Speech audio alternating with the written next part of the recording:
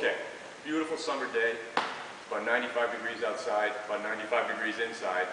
I'm inside today because I like to try to use some of the nets, some of the gear in this facility for my pitchers to help them get a feel for learning different grips, different pitches, better control.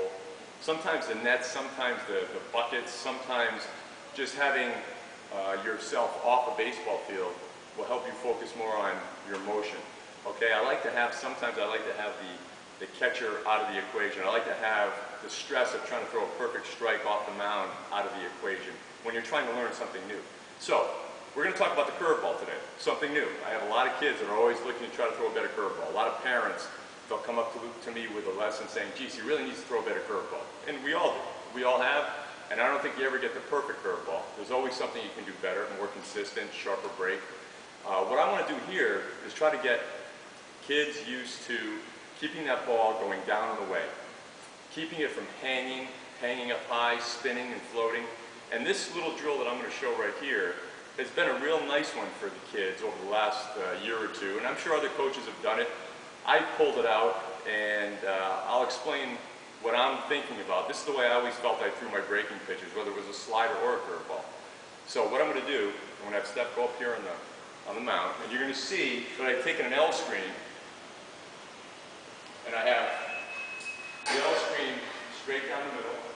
I have the buckets at the other end, which is really my catcher, those 3 buckets stacked up.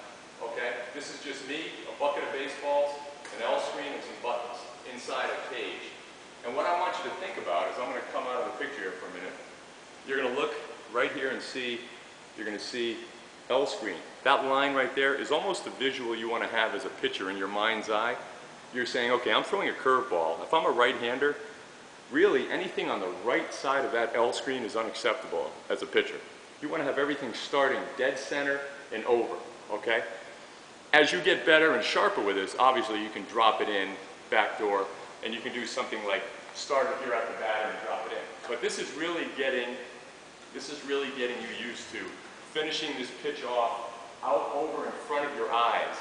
Some coaches say get that pitch in front of your eyes before you let it go. And with this screen up here, you almost have to get it out in front of your eyes or in front of your face. A curveball is not a boomerang. It's not something you throw up here and hope it spins back in. That's the illusion it has, and a lot of little leaguers and young high schoolers, they think that they need to throw it way out here, and they find that it just spins out there and gets hit. What you need to do is throw that ball right out in front of you, just like you throw a fastball. It's just different hand position. Palm forward for the fastball, palm sideways for the curveball, okay? So, what I'm going to do, I'm staying on the flat ground. I'm just going to flip a few, and I'm going to try to throw these to the left side of those buckets into that net.